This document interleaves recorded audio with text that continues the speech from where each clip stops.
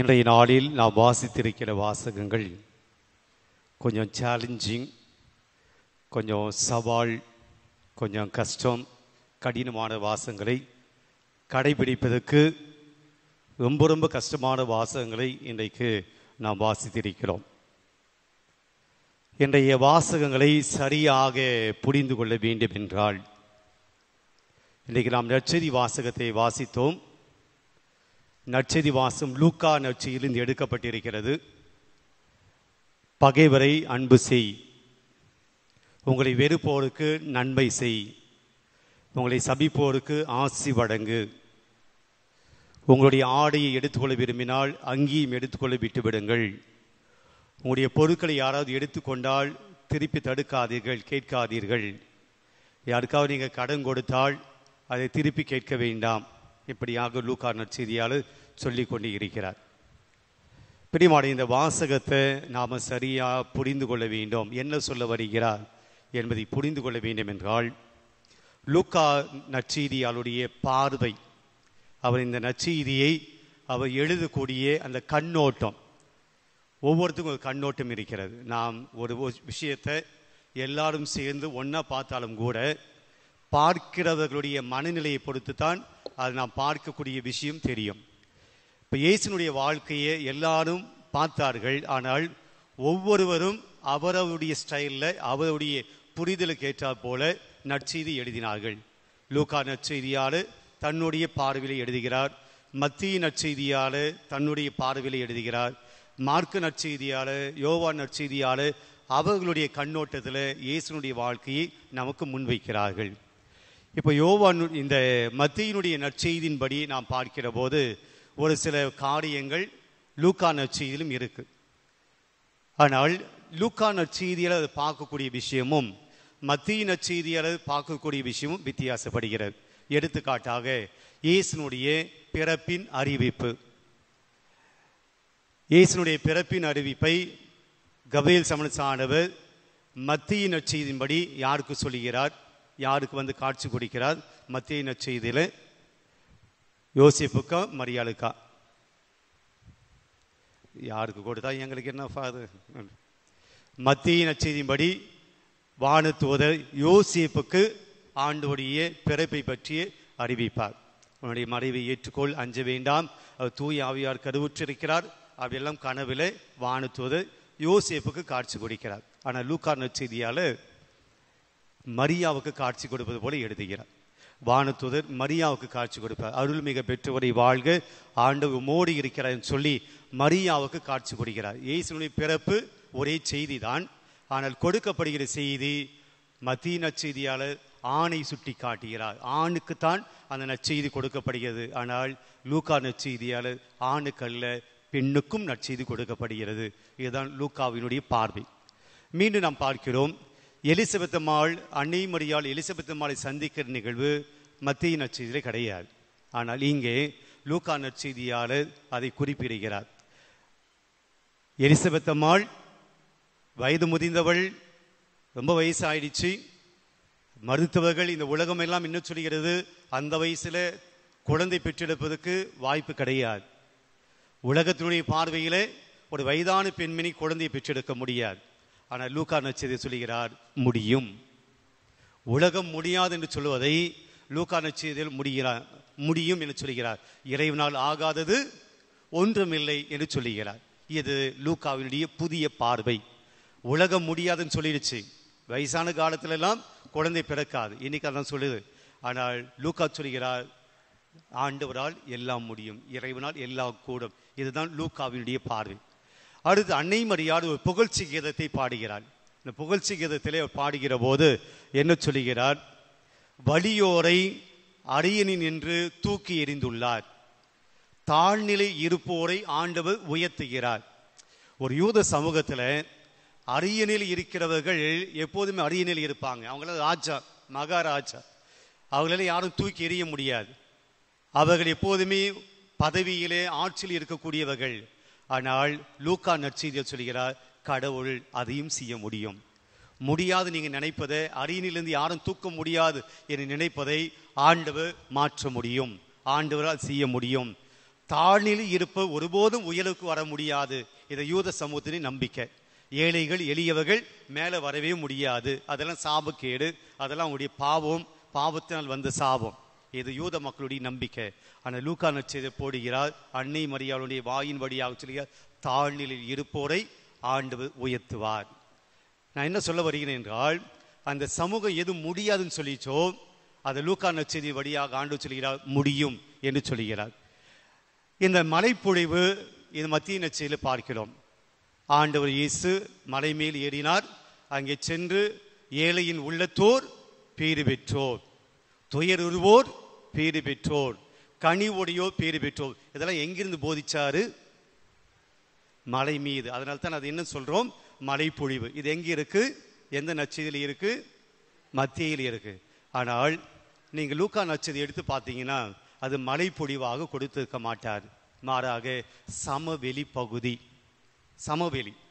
இப்போ மலை பொழிவில் ஆண்டவர் இயேசு எங்கே இருந்திருக்க வேண்டும்? அவர் மேலே இருந்திருப்பார். அங்கிருந்து மக்களுக்கு கீழே அவர் போதிச்சிருப்பார். மக்கள் எங்கே இருந்திருக்க வேண்டும்? கீழே இருந்திருக்க வேண்டும். மேலே இருந்தால் குரு போதிப்பார். இப்போ நான் போதிக்கிறேன், நீங்கள் எங்கே இருக்கிறீங்க? கீழே இருக்கிறீங்க. அங்கிருந்து நான் போதிக்க முடியாது. ஆக மலைப்பொழிவு இயேசு மேலே இருக்கிறார், மக்கள் கீழே இருக்கிறார்கள். அவர் அங்கிருந்து போதிக்கிறார், மக்கள்லாம் கேட்கிறாங்க. சமவெளி என்றால் எப்படி? சமம் தான், ஈக்குவல்.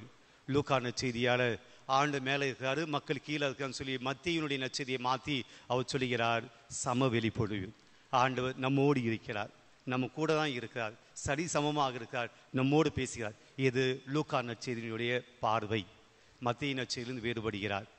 மத்திய நற்செய்தியில் ஏழை உள்ளத்தோர் பேறு பெற்றோர், அவ்வளவுதான்.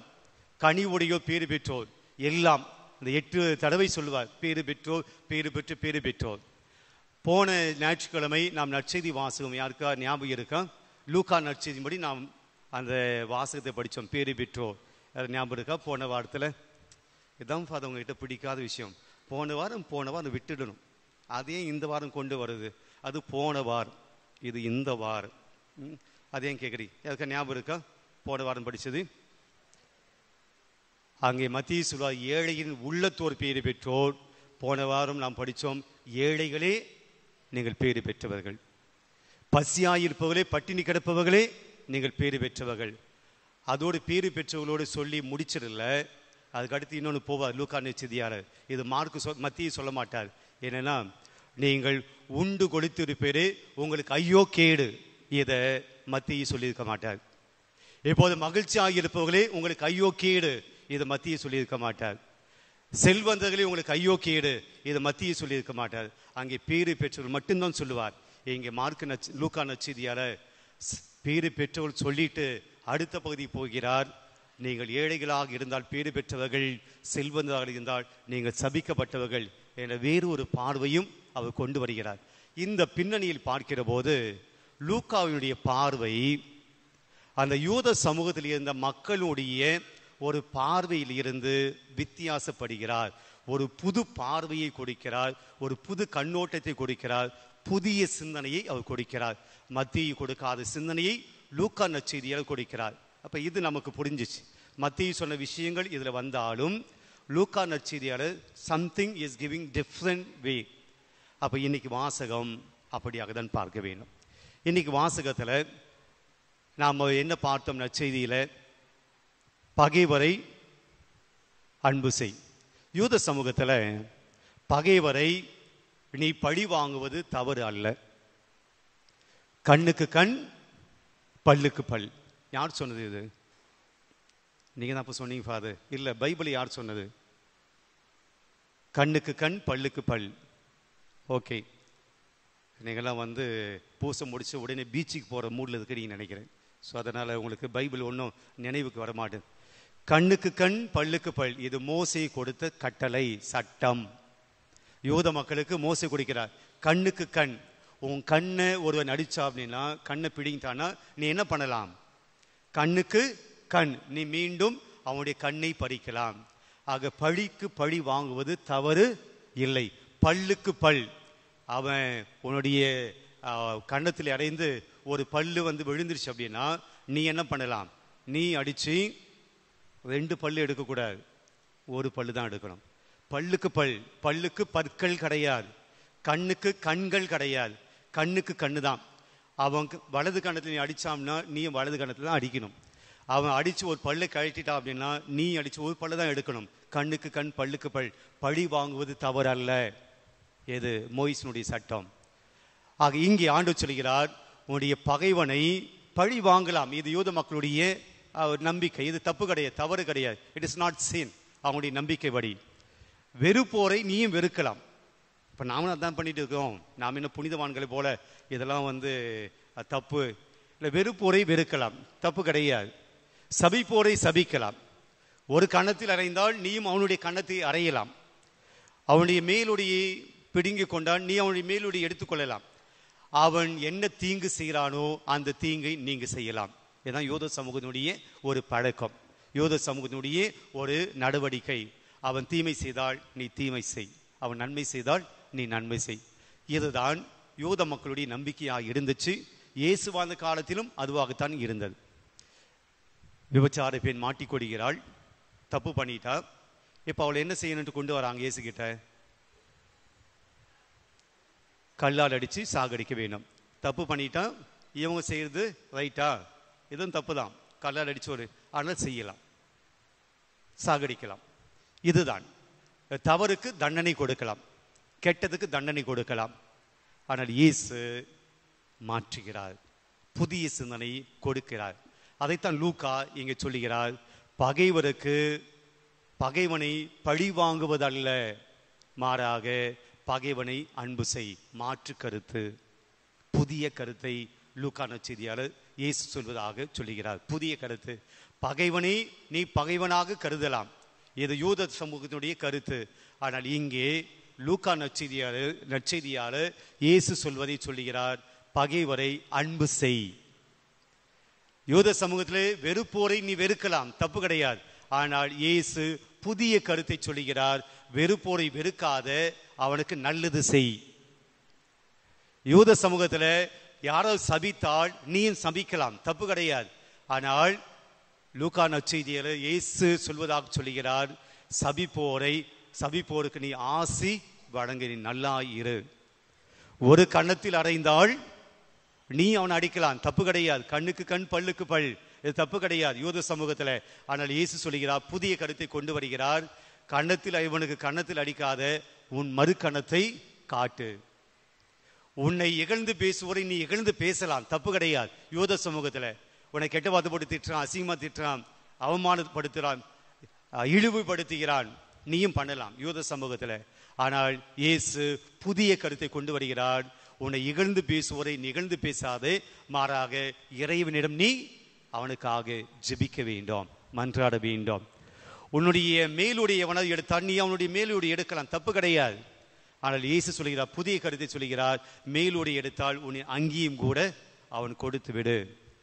யாராவது உன்னுடைய பொருட்களை எடுத்தால் நீ அவனுடைய பொருட்களை எடுத்துக்கொள்ளலாம், தப்பு கிடையாது. ஆனால் இயேசு மாற்று கருத்தை சொல்கிறார், உன்னுடைய பொருட்களை யாராவது எடுத்தால் நீயும் அவனுடைய பொருட்களை எடுக்காத, மாறாக விட்டுவிடு. கடன் கொடுத்தவர்களை நீ டபுள் மடங்காக வாங்கலாம். ஆனால் இயேசு சொல்கிறார், புதிய கருத்தை நீ எடுக்காத, கேட்காத, விட்டுடு. அவனால் கொடுக்க முடியாது என்ற நிலையிலே தான் அவனிடம் கடன் வாங்கியிருக்கிறான். வாழ முடியாத என்ற நிலையிலே தான் உன்னிடம் கடன் வாங்கியிருக்கிறான். அவங்கிட்ட போய் நீ டபுள் மடங்கா எப்படி எடுப்ப? விட்டுடு. கடன் கொடுத்தது திருப்பி கேட்காத. பிரியமானவர்களே, லூக்கா நற்செய்தியாளர் இயேசுனுடைய மனநிலையை புதியதாய் காட்டுகிறார். யூத சமூகத்திலே பழைய சிந்தனையை அப்படியே லூக்கா நற்செய்தியாளர் சொல்லல, மாறாக அந்த இயேசுனுடைய கருத்துக்களை உள்வாங்கி புதிய சிந்தனை கொடுக்கிறார். கெட்டதுக்கு பதிலாக நல்லது செய். பிரியமானவர்களே, இப்போ நம்முடைய சமூகத்தை வச்சு பார்ப்போம். நல்லது செய்பவர்களுக்கு ஒருபோதும் தீமை செய்யக்கூடாது, இல்லையா? அப்படியா ஃபாதர் கேட்குறீங்க? அப்படியா? நல்லது செய்வர்களுக்கு தீமை செய்யக்கூடாதா? அதான் நாங்கள் பண்ணிட்டு இருக்கிறோம். இல்லை, ஒருபோதும் நன்மை செய்பவர்களுக்கு நம்ம என்ன செய்யக்கூடாது? தீமை செய்யக்கூடாது. தீமை செய்பவர்களுக்கு தீமை செய்யலாமா? செய்யக்கூடாதா? செய்யக்கூடாது. தீமை செய்பவர்களுக்கு தீமை செய்யக்கூடாது. நன்மை செய்பவர்களுக்கு நன்மை செய்பவர்களுக்கு தீமை செய்யக்கூடாது. தீமை செய்பவர்களுக்கு தீமை செய்யக்கூடாது. நன்மை செய்பவர்களுக்கு நன்மை செய்யலாம், நன்மை செய்தவர்களுக்கு நாம் நன்மை செய்யலாம். ஆனால் இதெல்லாமே விட்டுட்டு புதிய கருத்தை கொண்டு வருகிறார். தீமை செய்பவர்களுக்கு நன்மை செய், தீமை செய்பவர்களுக்கு நன்மை செய். நன்மை செய்பவர்களுக்கு நாம் நன்மை செய்வோம், அது பிரச்சனை கிடையாது. ஆனால் தீமை செய்பவர்களுக்கு நன்மை செய்ய முடியுமா? இதுதான் இயேசு, இதுதான் இன்னைக்கு லூக்கா நற்செய்தியில் சொல்லுகிறார். கெட்டதை செய்கிறவனுக்கும் உன்னால் நல்லது பண்ண முடியுமா? நல்லது செய்வர்களுக்கே கெட்டது செய்யக்கூடிய சமூகத்தில் இருக்கிறோம். நல்லதை செய்கிறவர்களுக்கே கெட்டது செய்யக்கூடிய சமூகத்தில் நாம் வாழ்ந்து கொண்டிருக்கிறோம். ஆனால் இன்னைக்கு இயேசு மாற்றி சொல்லுகிறார், புதிய சிந்தனைக்கு நம்மை அழைக்கிறார். நீ கெட்டது செய்வனுக்கு நன்மை செய்ய அழைக்கப்படுகிறாய். நல்லது செய்வனுக்கு நன்மை செய்வது மட்டும் கிடையாதுங்க, கெட்டது செய்வனுக்கும் கூட நீ நல்லது செய்ய முடியுமா என்பதுதான் இன்றைய வாசகனுடைய செய்தி. இதற்கு ஒரு நல்ல எடுத்துக்காட்டு இன்னைக்கு முதல் வாசகத்தில் திரு அவை நமக்கு கொடுத்திருக்கிறது. முதல் வாசகம் யாரை பற்றி படித்தோம்? யாரை பற்றி படித்தோம்? காத்து தான் வருது. தாவீது. ஓகே, சவுல், தாவீது. சவுல் ஒரு மன்னன், மிகப்பெரிய மன்னன். என்ன நடந்தது? ரெண்டு பேர் நல்லா தான் இருக்கிறாங்க. சவுல், தாவீது, யோனதான். யோனதான் சவுலுடைய மகன், எல்லாம் நல்லா இருக்கிறாங்க. திடீரென கோலியாத்து வருகிறான். வந்து உன் நாட்டை நான் கைப்பற்ற போகிறேன், எவங்கிட்ட தில்லு இருக்கோ, எவங்கிட்ட வீரம் இருக்கோ, எவங்கிட்ட வலிமை இருக்கோ என்னை எதிர்த்து போராடுங்க. சரி, போர் நடக்கிறது. சவுல் போர் செய்யலை, அவனுடைய படையெல்லாம் போர் செய்யலை. யார் போர் செய்தது? கோலியாத்தை சாகடிச்சது தாவீது சாகடிக்கிறான். இப்போ மக்கள்லாம் அங்கே இருக்கிறாங்க, படை இருக்கிறாங்க, மக்கள் இருக்கிறாங்க. இப்போ சவுலை புகழ்வார்களா, தாவீதை புகழ்வார்களா? யார் தங்களுக்கு அந்த கோலியாத்துக்கிட்ட இருந்து விடுதலை வாங்கி கொடுத்தது? தாவீது. ஆக சவுல் மன்னனாக இருந்தாலும் அந்த மக்கள் பாடல்களை பாடிக்கொண்டு போனாங்க. என்ன பாடினாங்க? தாவீது, சவுல் 1000 பேரை கொன்றான், ஆனால் தாவீதோ 10,000 பேரை கொன்றான். சவுல் 1000 பேர் தான் மன்னன், ஆனாலும் நீ 1000 பேர் தான் என் சாகடிச்ச. ஆனால் உன்னை விட வலிமையா யார் இருக்காங்க? தாவீது 10,000 பேரை சாகடிச்சான். இந்த பாடல், இந்த புகழ்ச்சி சவுலுக்குள் வெறுப்பை உண்டாக்கியது. யார் மீது? தாவீதின் மீது வெறுப்பு உண்டாக்கியது. தாவீது எதுவுமே பேசல, நான் தான் கோலியாத்தை சாகடிச்சேன், எல்லாம் பெருமை சொல்லலை. மக்கள் பாடிட்டு போனாங்க. இதை கேட்டு சவுலால ஏத்துக்க முடியல. பொறாமை. எப்படி நான் ஒரு மன்னன், என்னை விட்டுட்டு தாவீதை, ஒரு ஆடு மாடு மேய்க்கக்கூடிய ஒரு சிறுவனை, இளைஞனை புகழ்கிறார்கள். அன்றில் இருந்து அவனுக்குள் தீய ஆவி புகுந்தது சவுலுக்குள். எப்படியாவது இந்த தாவீதை அழிக்க வேண்டும். தாவீது சவுலுக்கு ஒரு நன்மையை செய்திருக்கிறான். என்ன நன்மை? கோலியாத்துக்கிட்ட இருந்து நாட்டை பாதுகாத்து இருக்கிறான். நாட்டை பாதுகாக்க வேண்டிய கடமை யாருக்கு இருக்கு? சவுலுக்கு இருக்கு. அவன் தான் மன்னன். ஆனால் அவன் பயந்து ஒளிந்து கொண்டிருந்த போது தாவீது காப்பாற்றினான். தன்னுடைய நாட்டை காப்பாற்றி கொடுத்திருக்கிறான். தாவீதை புகழ்ந்திருக்க வேண்டும், மக்கள் அல்ல, சவுல் புகழ்ந்திருக்க வேண்டும். ஆனால் அது சவுல் செய்யல. மக்கள் புகழ்ந்தார்கள், அதையும் ஏத்துக்க முடியல. இதுதான் பொறாமை. உடனே எப்படியாவது சவுலை, தாவீதை சாகடிக்கணும். சவுல் கங்கணம் கட்டுகிறான், திட்டம் தீட்டுகிறான். அவனை சாகடிப்பதற்காக படை வீரர்களை அனுப்புகிறான். படை வீரர்களை அனுப்புவது மட்டும் கிடையாது, அவனும் போகிறான். அந்த வாசகம் தான் இன்னைக்கு முதல் வாசகத்துல. தாவீதை கொலை செய்வதற்காக இறங்குகிற படை தாவீதை தேடி போகிறார்கள். தாவீது ஓடி ஓடி ஒளிந்து கொள்கிறான். சவுலுடைய கண்ணில படாம எப்படியாவது தப்பிக்கணும்னு சொல்லி தாவீதோடு இருந்தவர்களும் தாவீதும் ஓடி ஓடி ஒளிந்து கொள்கிறார்கள். சவுல் பின் தொடர்ந்து வந்து கொண்டிருக்கிறான். ஒரு நாள் இரவு. ஆக சவுல் உறங்குகிறான், அவனுடைய படை வீரர்கள் உறங்குகிறார்கள். அப்போது தாவீது சவுலுடைய இடத்துக்கு வருகிறான். சவுல் உறங்கி கொண்டிருக்கிறான், அவனுடைய படை வீரர்கள் உறங்கி கொண்டிருக்கிறார்கள். இப்போது தாவீது சவுலை கொல்ல முடியும், சவுலை சாகடிக்க முடியும். சவுல் தாவீதை சாகடிப்பதற்காக திட்டம் தீட்டு கொண்டிருக்கிற போது இப்ப யாருக்கு வாய்ப்பு கிடைச்சது? தாவீதுக்கு வாய்ப்பு கிடைக்கிறது அவனை சாகடிப்பதற்காக. தாவீதின் கூட இருந்த படை வீரன் சொல்லுகிறான், சவுலே, இப்போ கடவுள் உன்னுடைய எதிரியை உன்னுடைய கையில ஒப்புவித்திருக்கிறார். சவுலை உன் கையில கொடுத்துட்டார், சாகடிக்க உனக்கு நல்ல வாய்ப்பு. அவன் தூங்கி கொண்டிருக்கிறான், சாகடிக்கட்டுமா? நீங்க சாகடிக்க பரவாயில்ல, நான் சாகடிக்கிறேன். அங்க அருமையான ஒரு வார்த்தை வருது, ஒரே குத்துல நான் சாகடிக்கிறேன், 2 குத்தெல்லாம் வேண்டாம். நீங்க சினிமா படத்துல பார்த்துருப்பீங்க, கதாநாயகன் அல்லது வில்லன் யாராவது சாகடிக்கும் போது கத்தியில் ஒரு குத்து முடிச்சிட மாட்டாங்க. எத்தனை குத்துவாங்க? சதக் சதக் 2 குத்து மேலே தான் காட்டுவாங்க. ஏன்?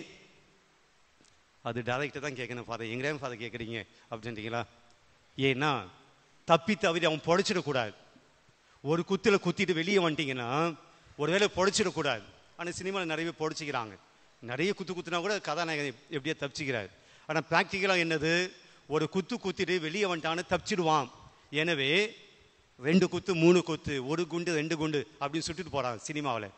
ஆக அவன் சொல்லுகிறான், 2 குத்தெல்லாம் வேண்டாம், நான் குத்துற ஒரே குத்துல சவுல் மடிந்து விடுவான். 2 தடவை குத்த வேண்டாம், ஒரே தடவை நான் குத்துறேன். அந்த அளவுக்கு நான் வலிமையோடு அவனை குத்தி அவனை சாகடிக்கிறேன். 1 குத்து போதும். அவனுடைய வெறியை பார்த்தீங்களா? ஒரே குத்துல நான் சவுலை சாகடிச்சிடறேன். ஏன்னா தாவீது பின்னாடி அவனும் கஷ்டப்பட்டு ஓடிட்டு இருந்தாங்க உயிருக்கு பரன். அப்போ தாவீது சொல்றாரு, வேண்டாம். யாருக்குங்க இந்த மனசு வரும்? தன்னை கொள்கிறவன் தனக்கு முன்பாக இருக்கிறான். சாகடிக்கக்கூடிய கொல்லக்கூடிய சூழல் இருக்கு.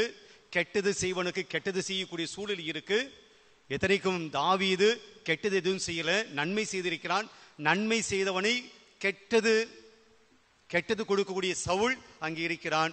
இப்போ தாவீது மிக அழகாக அவனை சாகடித்திருக்க முடியும். ஆனால் தாவீது சொல்றாரு, வேண்டாம். ஏன்னா அவர் அபிஷேகம் செய்யப்பட்டவர், அவர் கடவுளுடைய மனிதர், கடவுளால் அபிஷேகம் செய்யப்பட்டிருக்கிறார். அவரை கொல்லக்கூடாது, விட்டுடுங்க. அவரை கொள்வதனால் அந்த குற்றம் நம்மீது வராமல் நாம் பார்த்து கொள்வோம் என்று சொல்லி, உன்னை சாகடிக்கக்கூடிய வாய்ப்பு எனக்கு கிடைச்சது, ஆனா உன்னை நான் சாகடிக்கல என்ற செய்தியை மட்டும் சொல்வதற்கு சவுலுடைய ஈட்டியை எடுத்துக்கொள்கிறார். சவுலுடைய ஈட்டியை எடுத்துக்கொண்டு அவர் மலைக்கு மீது போயிட்டு அங்கிருந்து சவுலை பார்த்து சொல்றாரு, உன் ஈட்டி என்கிட்ட இருக்கு அப்படின்னு. என்ன அர்த்தம்? உன்னை சாகடிக்கக்கூடிய வாய்ப்பு எனக்கு கிடைச்சதுடா, உன் ஈட்டியை வச்சு உன்னை சாகடிச்சுக்க முடியும், ஆனா நான் சாகடிக்கல என்று சொல்லி தாவீது தன்னுடைய பெருந்தன்மையை காட்டுகிறார். அதனால்தான் யூத சமூகத்தில் யூத மன்னர்களிலே தாவீதை மிஞ்சக்கூடிய மன்னன் யாரும் கிடையாது. தாவீதை விட மிக பெரிய மன்னன் யாரும் கிடையாது. இயேசு தாவீதின் மரபிலே வந்தார். ஆக தாவீதை போல ஒரு மன்னன் யூத சமூகத்தில் எந்த மன்னனும் கிடையாது. தாவீதிடம் வீரம் இருந்தது, அதே சமயத்தில் அபிஷேகம் செய்யப்பட்ட ஒரு மனிதனை சாகடிக்க கூடாது என்கின்ற பணிவும் இருந்தது. அதனால் தான் தாவீதை ஆண்டவர் உயர்த்தினார். ஒருவேளை தாவீது சவுலை சாகடித்திருந்தால் தாவீது இந்த அளவுக்கு உயர்ந்திருக்க மாட்டார். பிரியமானவர்களே, கெட்டது செய்த மனிதனுக்கு நல்லது செய்தார் தாவீது. அதைத்தான் இன்றைய நற்செய்தி சொல்லுகிறது. பகைவர்கள் இருக்கிறார்களா, அன்பு செய்யுங்க. உங்களை சபிக்கிறார்களா, ஆசி வழங்குங்கள். உங்களை இகழ்ந்து பேசுகிறாங்களா, அவனுக்காக ஜெபியுங்க. உங்களுக்கு செய்வதெல்லாம் கெட்டதாக இருக்கிறது, ஆனால் நீங்க என்ன செய்யணும்? கெட்டது செய்வர்களுக்கு நல்லது செய்யுங்கள். பிரியமானவரே, இதெல்லாம் முடியுமா ஃபாதர்? நீங்க பிரசங்கம் வைக்கிறீங்க, நீங்க வைங்க, நாங்களும் கேட்கிறோம், வெளியே போயிட்டு எல்லாத்தையும் மறந்துட்டு போயிடும், இதெல்லாம் முடியுமா? முடியாது. It's not possible. எப்போ? நாம் முதல் ஆதாமாய் இருக்கிற போது இது முடியாது. முதல் ஆதாம் யார்? ஐயோ, தொடக்க ஏவாளுக்கு கணவன். எங்க கணவன் பேரே தெரியல. ஏவாளுடைய கணவன் யார்? ஆதாம். அவன் தான் முதல் ஆதாம். இந்த முதல் ஆதாமை போடு இருந்தோம் என்றால் இந்த விஷயம்லாம் கெட்டது செய்வனுக்கு நல்லது செய்ய முடியாது. ஏனென்றால் நல்லதை செய்த கடவுளுக்கு எதிராக கெட்டது செய்தவன் ஆதாம். நீ பாவம் செய்யாமல் இந்த உலகத்துல நீ சந்தோஷமா இரு, உனக்கு பசி எடுக்கிற போதெல்லாம் பழங்கள் இருக்கு, எல்லாம் நல்லது செய்தார் கடவுள். ஆனால் கெட்டது யார் செய்தது? ஆதாம் செய்தான். கடவுளுடைய கட்டளை மீறி அவன் பாவம் செய்தான். நல்லதுக்கு எதிராக கெட்டது செய்தான். கடவுள் நல்லவர், ஆனால் கெட்டது செய்தான். அந்த ஆதாமை போல இருந்தால் நாமும் கெட்டதுக்கு பதிலாக நன்மை ஒருபோதும் செய்ய முடியாது. அதனால நீங்க 2வது ஆதாம் போல ஆக வேண்டும். 2வது ஆதாம் யார்? புதிய ஆதாம் யார்? அதுதான் இயேசு என்று பவுலுடைய சொல்கிறார். நீங்கள் இயேசுவாக மாறினால்தான் இதெல்லாம் நடக்கும். இயேசுனுடைய மனநிலை நமக்குள் வந்தால்தான் இதெல்லாம் நடக்கும். இயேசுவின் மீது பொழியப்பட்ட அந்த ஆவியானவர் நமக்குள் வருகிற போதுதான் இதெல்லாம் நடக்கும். நாம் முதல் ஆதாமை போல் இருந்தால் நாம் கெட்டதுக்கு கெட்டது செய்வோம், நல்லவர்களுக்கு கெட்டதுதான் செய்வோம். ஆனால் இயேசுவை போல நாம் விண்ணகத்தை சார்ந்தவர்களாக இருந்தோம் என்றால், தூய ஆவியின் மக்களாக இருந்தோம் என்றால், ஒருவேளை அப்போது நம்மால் முடியும், கெட்டது செய்பவனுக்கும் நல்லது செய்ய முடியும். நேற்று நாங்கள் 3 பேர் பேசிட்டு இருந்தோம், இந்த வாசகத்தை பற்றி தான் பேசிட்டு இருந்தோம் டைனிங் ஹாலில் நைட்டு சாப்பிடும்போது. என்ன ஏசு இவ்வளோ கஷ்டமானது சொன்னார், இதை போய் மக்களுக்கு சொன்னோம்னா சொல்லுங்க இதெல்லாம் செய்யறதுக்கு வாய்ப்பே கிடையாது, இதெல்லாம் ரொம்ப கஷ்டம் அப்படி மக்கள் நம்ம பேசும்போதே நினைக்க மாட்டாங்களா? சும்மா கடமைக்காக இவங்களும் பேசுவாங்க, அவங்களே மன்னிக்க மாட்டாங்க, அவங்க எப்படி இதெல்லாம் பேச முடியும் என்று நம்மளை பார்த்து மக்கள் சொல்ல மாட்டாங்களா? அப்படியெல்லாம் பேசிட்டு இருந்தோம். உண்மைதான். பிரியமானவர்களே, எது கஷ்டம்? மன்னிக்காமல் இருப்பது கஷ்டமா, மன்னிப்பது கஷ்டமா? சபிப்போரை சபிப்பது கஷ்டமா, சபிப்போருக்கு ஆசி வழங்குவது கஷ்டமா? வெறுப்போரை வெறுப்பது கஷ்டமா, வெறுப்போருக்கு நன்மை செய்வது கஷ்டமா? பிராக்டிகலாக சிந்திச்சு பாருங்க. நீங்க பகைமையை மனசுக்குள்ளே வச்சுட்டு வாழ்ந்து பாருங்க. ஒருவரை பிடிக்காமல் நீங்கள் வெறுப்புணர்வோடு வாழ்ந்து பாருங்கள். ஒருவர் மீது கோபம் கொண்டு நீங்கள் வாழ்ந்து பாருங்கள். ஒருவரை பிடிக்காம அவரை தினம் தினம் பார்க்கக்கூடிய அந்த சூழலில் இருந்து வாழ்ந்து பாருங்கள். பிரியமானவர்களே, மன்னிக்காமல் இருப்பது தான் கஷ்டம். ஒருவர் மீது வெறுப்போடு இருப்பது தான் கஷ்டம். ஒருவர் மீது சபித்து ஒரு சாபம் விட்டு கொண்டு இருப்பதுதான் கஷ்டம். எப்போ பார்த்தாலும் ஒருவரும் சண்டை போடுவதுதான் கஷ்டம். ஒரு தடவை மன்னிச்சோம்னா ஈஸியாக போயிட்டே இருக்கலாம், மனசு நிம்மதியாக போயிட்டே இருக்கலாம். ஆனால் நாம மன்னிக்கிறது கஷ்டம் சொல்லுகிறோம், விட்டு கொடுப்பது கஷ்டம் என்ன சொல்லுகிறோம், ஒருவருக்கு ஆசி வழங்குவது கஷ்டம் என்ன சொல்லுகிறோம். இல்லைங்க, பிராக்டிகலாக நீங்கள் யோசித்து பாருங்க. மனசில் அழுக்க வச்சுட்டு, கோபத்தை வச்சுக்கிட்டு, பகைமையை வச்சுக்கிட்டு, பொறாமையை வச்சுக்கிட்டு ஒருவரை நமக்கு பிடிக்காமல் அவரை நினைத்து நினைத்து நினைத்து ஒவ்வொரு நாளும் அந்த பகைமை உணர்வோடு வெறுப்புணர்வோடு சவுலை பாருங்க. தாவீதை நினைச்சு நினைச்சு அவன் நாட்டை ஆளவில்லை, அவனை கொலை செய்வதற்காக ஓடிக்கொண்டிருக்கிறான். மன்னன் அரண்மனையில் இருந்து மக்களை ஆள வேண்டும், சவுலை கொள்வதற்காக ஓடிக்கொண்டிருக்கிறான். இதுதாங்க வாழ்க்கை நடக்கும். மன்னிக்காமல் இருப்பதாங்க கஷ்டம், மன்னிக்குது ஈஸி. வெறுப்போடு இருப்பதான் கஷ்டம், வெறுப்போருக்கு ஆசி வழங்குது ஈஸி. சபித்து கொண்டே இருப்பதான் கஷ்டம். எப்போ பார்த்தாலும் ஒரு சபித்து கொண்டே இருக்குது, நம்ம என்னவா மாறிடுவோம்? சபிப்பது தான் கஷ்டம், ஒருவனுக்கு ஆசி வழங்குது ரொம்ப ஈஸி. பிரியமானவர்களே, ஒருவேளை நாம் அதில் ஊறிட்டோம், சபிச்சு சபிச்சு நமக்கு அது ஈஸியாக போயிடுச்சு. பகைமையை உள்வாங்கி உள்வாங்கி அது ஈஸியாக போயிடுச்சு. நம்ம மன்னிக்காம இருப்பதனால மன்னிப்பது ரொம்ப கஷ்டமாக மாறிடுச்சு. ஒருவரை அன்பு கூறாமல் இருப்பதனால அது ரொம்ப ரொம்ப கஷ்டமாக மாறிச்சு. நன்மை செய்யாமல் இருப்பதனால் நன்மை எல்லாம் கடினமாக மாறிச்சு. கெட்டதை அடிக்கடி செய்து கொண்டு இருப்பதனால் கெட்டதெல்லாம் ஈஸியாக மாறிடுச்சு. பெரியமானவர்களே, இன்னைக்கு லூக்கா நற்செய்தியில இயேசு வழியாக சொல்லுகிறார், புதிய சிந்தனைக்கு வாங்க, புதிய வாழ்க்கைக்கு வாங்க. இருந்த நிலையிலே இருக்காதீங்க, இருக்கிற நிலையிலே இருக்காதீங்க, புதிய வாழ்வுக்கு வாங்க. அது ஒரு அழகான வாழ்க்கையாக மாறும், அது அழகான ஒரு ஆன்மீகமாக மாறும். அப்போது ஆண்டவர் நிறைவாக நம்மை ஆசீர்வதிப்பார். முயற்சி எடுப்போம்.